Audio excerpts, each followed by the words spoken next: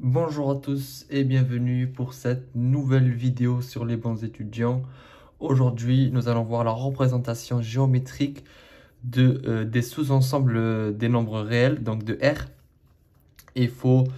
Donc c'est la 14e vidéo dans la playlist mathématiques 1 S2 et c'est la deuxième sur ce chapitre-là. Dans le premier chapitre, nous avons vu les applications et les ensembles.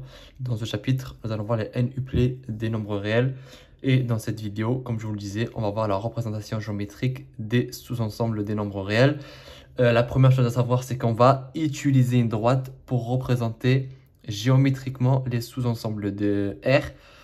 Et on va appeler cette droite, donc droite D, parce que D comme droite. Et cette droite, elle sera munie d'un repère OI. Et en fait, il faut savoir qu'il faut imaginer que cette droite, c'est comme si c'était une énorme règle, une règle graduée. Je vais d'ailleurs vous montrer une règle pour que vous puissiez comprendre ce que je veux dire. C'est-à-dire que souvent, cette notion vous paraît très abstraite parce que vous ne comprenez pas pourquoi on va représenter les nombres réels sur une droite avec un repère. En fait, il faut se dire que la droite, c'est comme une règle et que tous les réels, parce que les réels, c'est quoi? C'est tous les nombres de moins l'infini à plus l'infini, 1 virgule, 100 virgule, tous les nombres, d'accord? Et il faut se dire en fait que c'est une droite énorme avec tous les réels dessus. En fait, on veut juste les placer. En fait, les réels, vu qu'ils ne sont pas représentés, c'est juste des nombres dans votre tête. Là, on veut les représenter. Et pour les représenter, quoi de mieux qu'une règle? Parce qu'une règle, ça va de 0 jusqu'à, pas de 0, mais on peut aussi avoir les négatifs si on veut. On pourrait mettre une règle d'un sens inverse et mettre moins 1 cm, moins 2 cm, etc. Et donc, on peut placer, par exemple, si je vous dis 6,5, vous allez ici, et vous avez le nombre réel 6,5. 6,5, c'est un nombre qui appartient au réel. Et on l'a placé sur une droite, enfin sur une règle graduée. Et en fait, c'est pareil avec cette droite. C'est-à-dire que c'est, en fait, ce repère-là, c'est comme si c'était 1 cm. Ce repère OI.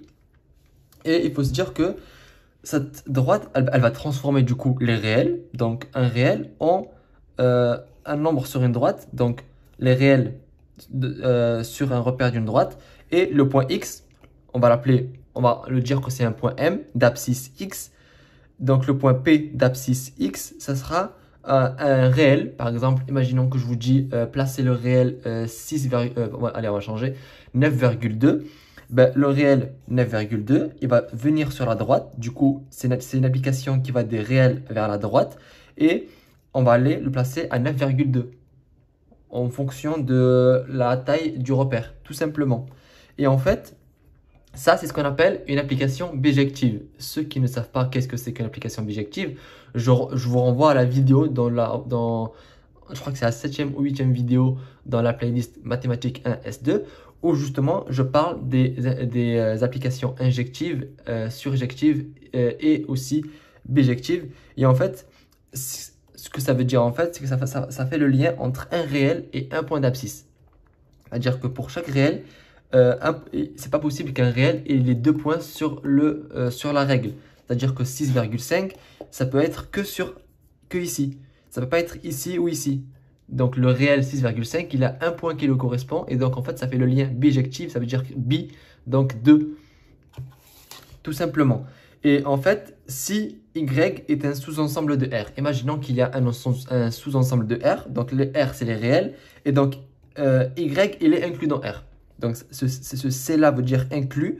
Et en fait, on avait vu d'ailleurs les notations dans la première vidéo. Donc ce Y est inclus dans R, ça veut dire que Y est un sous-ensemble de R. On a plein de nombres réels. Et Y, en fait, c'est un certain nombre de réels, on va dire un petit groupe de réels qui, du coup, sont dans R. Mais on va dire c'est une équipe de réels. La représentation géométrique de Y et le sous-ensemble de D formés des points dans l'abscisse appartiennent à X. Imaginons, on va faire un exemple juste après, ici, pour que vous puissiez comprendre la dernière partie de la page. Avant d'avoir l'exemple numérique, ensuite la généralisation, et puis ensuite un autre exemple sur un autre ensemble, je vous rappelle comme d'habitude qu'il y a en description plusieurs liens pour vous, étudiants, pour que vous puissiez tout d'abord économiser de l'argent en faisant vos achats en ligne et également travailler en ligne pour pouvoir avoir un complément de revenus. Ces liens vont sûrement vous intéresser, ils sont en description. Allez voir ça, c'est très intéressant. Donc, les exemples. Avant de voir justement l'exemple généralisé, j'ai préféré commencer par des nombres. Parce que souvent, vous ne comprenez pas quand on prend des lettres.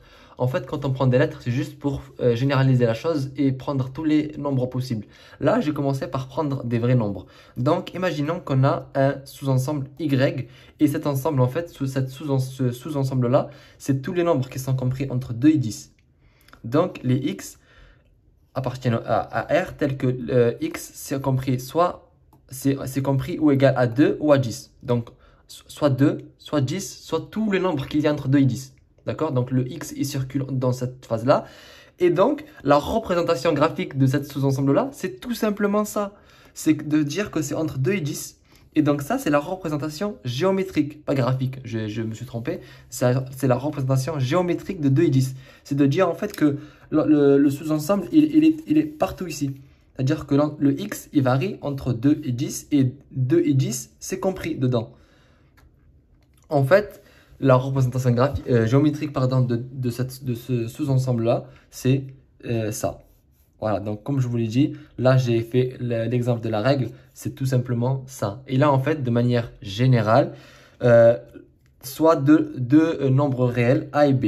Donc c'est deux réels et A inférieur à B. Donc ça c'est une précision, mais en fait c'est logique. Quand vous avez un intervalle, le A il est toujours à gauche et toujours plus petit que B.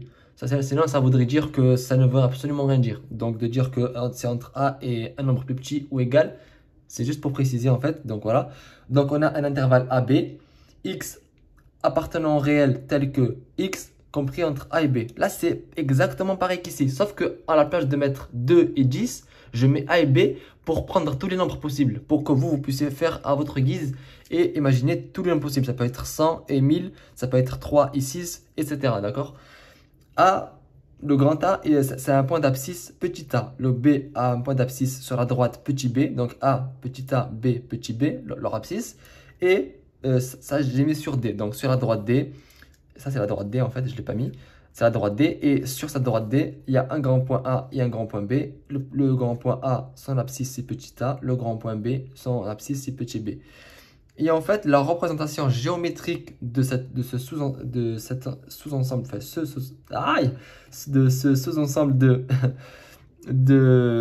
D, donc des nombres réels, en réalité, donc AB, c'est ce segment-là, AB, comme ici. C'est-à-dire que vous prenez A et B, la représentation géométrique de AB, c'est ce segment-là, et c'est compris donc c'est intégré à la droite D. Et c'est tous les nombres qui varient entre A et B compris, puisque les crochets ici sont fermés. Donc A et B ne sont pas exclus, ils sont compris dans cet intervalle. C'est exactement pareil qu'en haut, juste que comme je vous ai dit, là on va généraliser avec des lettres pour pouvoir imaginer tous les nombres possibles et imaginables. Et ensuite, une dernière information très importante, c'est une autre forme d'intervalle, c'est par exemple A, petit a, et plus l'infini. Cet intervalle-là, on veut le représenter géométriquement. Comment on fait? En fait, il suffit en fait de encore tracer une droite D. Et cette droite D, on va placer le point A avec comme abscisse petit a. Ce petit a-là. Et en fait, la représentation géométrique de cet ensemble-là, donc ce sous-ensemble des réels, c'est tous les nombres plus grands que A, tout simplement. Parce qu'en fait, le A, là, il est exclu. Donc, on ne le prend pas en compte. Et plus l'infini, c'est plus l'infini. Donc, en fait, nous, ce qu'on veut, c'est tous les nombres plus grands que A. C'est très simple. On va mettre un crochet vers l'extérieur à A, parce qu'il n'est pas compris. Et en fait, tous les nombres ici, ça représente, c'est la représentation géométrique de l'intervalle A plus l'infini. Et c'est ici. Donc, en fait, il faut dire que c'est comme la règle. Si on vous dit, en fait, qu'on veut tous les nombres plus grands que 2, ben, c'est tous les nombres qu'il y a ici. Bon, la règle s'arrête à 15, mais en réalité, c'est tous les nombres qu'il y a après. Là, c'est pareil. Là, imaginons que l'intervalle, c'était 2 plus l'infini. On va dire que 2, c'est ici. Et donc, en fait, tous les nombres plus que 2, ça représente le sous-ensemble que je voulais. Donc, cet ensemble-là, c'est en fait, on va dire que c'était 2 plus l'infini. Mais le 2, il est exclu. Sur la droite, on va aller à 2. Le 2, je l'exclus. Et en fait, tous les nombres qu'il y a là, ben, c'est le sous-ensemble des réels, 2 plus l'infini.